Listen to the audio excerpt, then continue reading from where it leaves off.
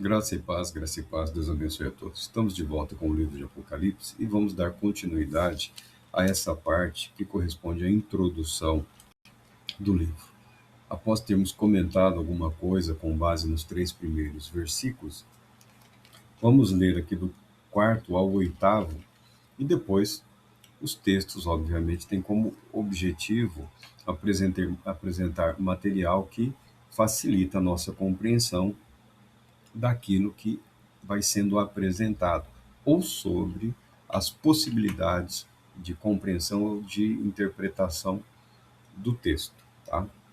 Então, declara o seguinte: João, as 7 igrejas que estão na província da Ásia, graça e paz a vós outros da parte daquele que é, que era e que há de vir, e da parte do cétuplo Espírito que o assiste diante do seu trono, e de Jesus Cristo, que é a testemunha fiel, o primogênito dentre os mortos e o soberano dos reis na terra, dos reis da terra. Ele que nos ama e mediante seu sangue nos libertou de todos os nossos pecados e nos constituiu reino e sacerdotes para servir a Deus, seu Pai. A ele, portanto, sejam glória e domínio pelos séculos dos séculos. Amém. Essa palavra exige aqui um amém. Eis que ele vem com as nuvens, e todo olho o verá, até mesmo aqueles que o traspassaram, e todas as tribos da terra se lamentarão por causa dele. Certamente assim será. Amém. Eu sou o Alfa e o Ômega, declara o Senhor Deus, aquele que é, que era e que há de vir, o Todo-Poderoso. Graças a Deus pela sua palavra. Na própria apresentação, na própria introdução, João deixa evidente quem ele é e quem nós somos em Cristo Jesus, servos do Deus Altíssimo. Essa condição de submissão e de serviço a Deus é uma característica profundamente marcante no ministério dos apóstolos instituídos por Jesus Cristo, nisso incluindo o apóstolo Paulo. Não há neles, não há neles nenhuma expressão que indique uma tentativa de exercer uma autoridade pessoal ou de impor uma autoridade pessoal sobre as igrejas. O que eu quero dizer? Os apóstolos não eram donos da igreja, eles não se apresentavam como donos das igrejas. Eles não se apresentavam como se fossem os regentes, os administradores. Os apóstolos se apresentavam como eles de fato foram constituídos por Deus em Cristo Jesus, servos de Deus, co-participantes da mesma graça. E tudo que eles faziam era debaixo da orientação, supervisão e a autoridade que é realçada no texto bíblico é a autoridade da palavra de Deus, é a autoridade do Espírito de Deus, é a autoridade de Jesus Cristo. O objetivo do apóstolo é colocar a igreja na condição para a qual ela foi resgatada por Cristo Jesus, tá? Então, João, quando escreve as 7 igrejas, o número 7 nós já falamos, ele é representativo, ele dá uma indicação de um todo. Éfeso, Esmirna, Pérgamo, Tiatira, Sardes, Filadélfia e Laodiceia. A primeira mencionada será a igreja de Éfeso, aqui no início, no comecinho do segundo capítulo. É interessante para que você tenha uma noção da, da condição doutrinária, espiritual daquela igreja de Éfeso, é interessante você ler a carta do apóstolo Paulo. A carta do apóstolo Paulo aos Efésios. É a mesma igreja, a igreja de Éfeso. Isso permite que você tenha uma visão, uma visão da compreensão que eles tinham do Evangelho, tá? E do que eles impunham como condição para aqueles que se apresentavam como mensageiros de Cristo atuarem naquela área, tá? Uma igreja que foi muito bem formada, uma igreja que foi muito bem moldada na palavra de Deus pela atuação dos apóstolos de Cristo Jesus. O número 7, então, não precisa se preocupar. Não tem 7 espíritos, tá? Diante do trono de Deus. É uma expressão que indica a totalidade, a inteireza, algo completo, algo que está pleno aqui. A referência é um só, é o Espírito Santo. Nessa apresentação, ele, João, que dá testemunho de Cristo Jesus, ele apresenta Jesus Cristo como aquele que é a fiel testemunha do Pai em relação à humanidade e a fiel testemunha diante do Pai, representando a humanidade, em especial aqueles que creem. E Jesus Cristo é apresentado aqui uma correção para expectativas doutrinárias, essas fantasias que habitam na mente das pessoas, é o que está no texto. O texto, é óbvio, ele tem o objetivo de corrigir toda e qualquer semente de dúvida e toda e qualquer discrepância em relação ao caminho que foi estabelecido. A testemunha fiel, o primogênito dentre os mortos. O primogênito dentre os mortos é Jesus Cristo. É Jesus Cristo.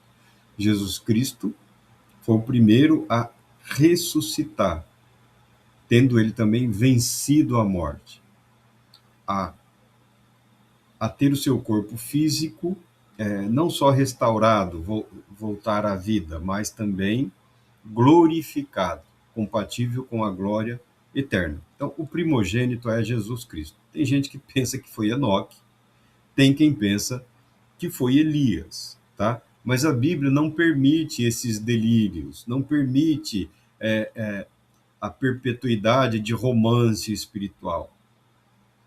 Se Enoque fosse o primogênito dentre os mortos, Jesus não seria o primogênito. Se Enoque tivesse sido o primeiro, e se depois de Enoque, Elias. Algumas pessoas confundem a narrativa, a maneira como o autor apresenta o desconhecimento. Enoque. Onde está Enoque? Deus o tomou para si, não duvidamos disso. Alguns falam, mas Enoque não morreu, ele não passou pela morte. Olha, o corpo de Enoque pode não ter passado pelo processo normal de decomposição, mas isso não significa que o corpo físico de Enoque tenha sido levado aos céus. Ah, mas eu li na Bíblia que Elias... Se você prestar atenção no que você leu, você admitirá que Eliseu teve uma visão. Eliseu teve uma visão. Eliseu não viu. Eliseu não viu, ele acompanhou. Quando Elias desapareceu, foi conferido por Deus a Eliseu uma visão de uma carruagem de fogo levando Elias. Tem toda uma mitologia, tem toda uma mística, tem toda uma tentativa de uma espiritualidade, de uma construção sobre isso, tá? Merkavá, se eu não me engano, é a palavra, né? Que os místicos gostam a mística da carruagem como representativa de uma dinâmica espiritual. Nunca me fascinou, nunca me converteu a essas coisas, muito embora eu goste do material. Em que sentido? Marcos, você lê material dele? Eu leio, porque exige uma disciplina mental, e há todo um processo, toda uma dinâmica de construção desse pensamento. São exercícios de concentração, memória e imaginação. Qualquer coisa além disso é fantasia. E as perspectivas, todo o trabalho dos escritores místicos judeus, islâmicos e cristãos, eles antecedem a psicanálise, tá?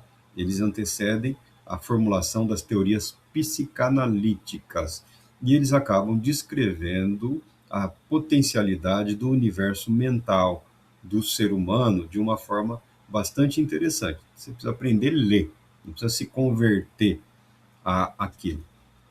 Isso tudo foi transformado em método e hoje há uma série de comerciantes de espiritualidade judaica, espiritualidade islâmica, espiritualidade cristã, vendem esse material como método, como disciplina mental, como um aspecto de uma disciplina mental que, teoricamente, proporcionaria resultados.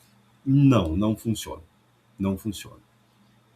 Então, se você ler atentamente o texto, nós estamos falando de Elias, né? E acrescentamos alguma coisa aqui. Os discípulos dos profetas, olha, a Bíblia mostra, se você prestar atenção, os profetas de Deus normalmente tinham no seu entorno a formação de uma comunidade de discípulos, com o objetivo do quê? De registrar, de preservar e de auxiliar no trabalho profético.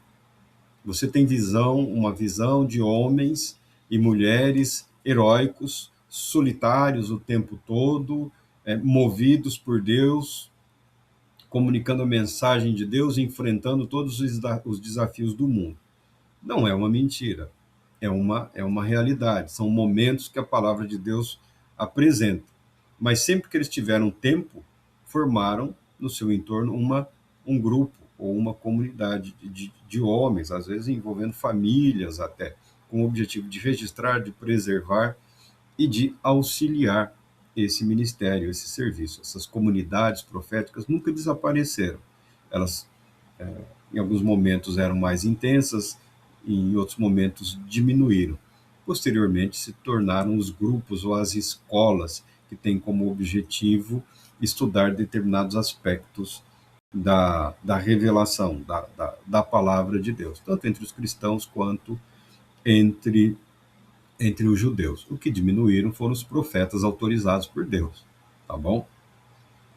Então, a leitura atenta do texto sagrado não permite essas divagações, ainda que tenham lá sua beleza, ainda que tragam seus encantos, as suas expectativas, não são compatíveis com a palavra de Deus. A Bíblia deixa claro, a Bíblia deixa claro, tá? O primogênito, corpo ressurreto, corpo glorificado, que ascendeu aos céus, que foi visto por 500 indivíduos, por 500 pessoas, homens e mulheres, que testemunharam nos seus dias sobre essa verdade, o primogênito é Cristo Jesus. Lamento, Enoque cumpriu o seu ministério, que Deus o abençoe.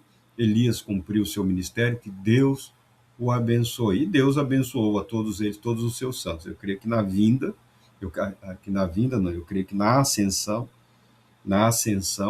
porque a Bíblia declara que muitos santos foram vistos na cidade de Jerusalém quando Jesus ressuscitou. Depois da ressurreição de Jesus, depois do primogênito, outros ressuscitaram. Eu creio que muitos desses santos do Antigo Testamento, conforme determinado pelo Pai, assim foi realizado pelo Filho.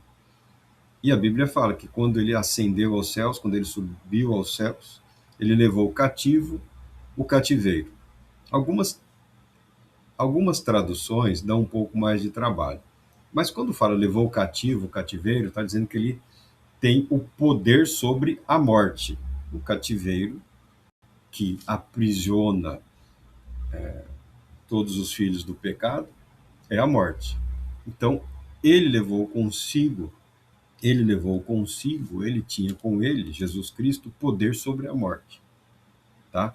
Tanto que o apóstolo Paulo fala que o último inimigo que será derrotado é a morte. E nesse momento da sua ascensão, eu acredito que ele levou consigo também esses santos do Antigo Testamento, ou uma parte deles, que levou como, se eles já haviam morrido. Eles também ressuscitaram, tiveram seus corpos glorificados e acompanharam o Senhor. Os mesmos que o acompanharão na sua segunda vinda, no seu retorno, tá? No glorioso retorno. Jesus vem como Senhor e Rei, acompanhado por uma corte, por toda uma série de santos e também do exército de Deus. Então, esse é o caminho. Se Jesus Cristo não é o primogênito dentre os mortos, na sua visão teológica, na sua expectativa doutrinária, você acaba tendo algum problema. Você infalivelmente terá problemas. Você será levado a ideias, a pensamentos e a atitudes que não correspondem à palavra de Deus. Para o cristão, o que importa é o que ele realizou por nós e qual o propósito disso. E aqui está declarado, é o que João fala. Ele nos constituiu reino e sacerdotes para servir a Deus, seu Pai. O que o cristão está fazendo aqui na Terra? O cristão é, sob certo aspecto, a expressão do reino de Deus. O reino de Deus surge, né, no coração, no espírito, no âmago daquele que crê. Então, o reino, como expressão do domínio, do governo de Deus, ele inicia no espírito humano, porque o Todo-Poderoso Deus tem o direito de governar sobre toda a sua criação. E o direito do Deus Todo-Poderoso governar, segundo ele mesmo determinou e escolheu, envolve a aceitação desse governo, desse domínio. A atuação do Espírito Santo na vida do cristão não é a de ser possuído, pelo Espírito de Deus, no sentido de que o cristão vai perder a sua consciência, vai perder o seu poder de decisão. Não, muito pelo contrário. A atuação do Espírito Santo na vida do cristão permite que a consciência do cristão seja libertada da escravidão do pecado, seja libertada do poder do mundanismo. Poder do mundanismo enquanto visão ou perspectiva da realidade e do propósito da criação ou da existência da criação. O cristão ele tem uma visão muito particular em relação a si mesmo e em relação ao mundo no qual ele está inserido e qual é o destino e o propósito da sua própria vida e desse mundo em que nós vivemos. A ele, portanto, sejam glória e domínio pelos séculos dos séculos. Amém. Glória e domínio. A segunda vinda de Cristo é juízo, é julgamento. Eu não tenho como abrir mão disso. Se eu estiver errado, eu estarei errado, mas ela é juízo, ela é julgamento. O que importa é isso para a vida do cristão? Porque essa mensagem tem o caráter de urgência? Porque a igreja precisava ser preparada para o que ela teria que enfrentar. A igreja precisaria ser orientada e esclarecida. A verdade precisava ocupar de novo espaço na vida das igrejas. Qual é a natureza? Qual o propósito? A igreja estava se desviando? A igreja estava sofrendo intensos ataques já. A igreja passava aqui e acolá por algumas dificuldades, mas a presença dos apóstolos, dos discípulos dos apóstolos, via de regra, exercia um combate muito intenso e eficaz contra essas infiltrações de pensamentos equivocados e de indivíduos com péssimas intenções. Segundo o apóstolo Paulo, os lobos que queriam devorar o rebanho. Por que a igreja precisava ser preparada? Porque, pelo que a Bíblia ensina, é o juízo, é o julgamento, a segunda vinda de Cristo. Em relação e a vinda, ela desencadeia uma série de eventos distintos em relação a grupos e a indivíduos distintos. Em relação ao que se chama igreja, é o julgamento da igreja. Tá? Não há espaço na Bíblia para essa ideia desses romances espirituais, que a igreja será arrebatada e aquele cristão mais ou menos, aquele cristão aí, igual o suco, né? 30% Cristo, 70% mundo, pecado, ou sei lá o quê, ficará aqui e ainda vai ter uma chance e vai, né, os romances americanos, que são heróicos, né, eles são sempre os heróis, né, que fala sobre tribulação, ou uma coisa ou outra. Não, não, não. A vinda de Cristo, no que diz respeito à igreja, a esse povo resgatado, regenerado, santificado, agraciado, poderosa e infinitamente pelo Todo-Poderoso, o retorno de Cristo Jesus é o juízo, é final. Tanto que o apóstolo Paulo fala que nós estaremos com Cristo na sua vinda, mas nós não precederemos os mortos. E aqui o livro de Apocalipse falará sobre quem são esses mortos, principalmente. São os cristãos, né? Aqueles que deram um testemunho na sua vida. Testemunho de vida, viveram em Cristo, viveram pela fé. Esses, na vinda do Senhor, eles serão ressuscitados, e os corpos glorificados, e nós, os que estivermos vivos, seremos transformados, imediatamente transformados. Tá? E isso o apóstolo Paulo chama de arrebatamento. Seremos transformados, estaremos com ele, fazendo parte do seu reino, fazendo parte do seu reino, tá?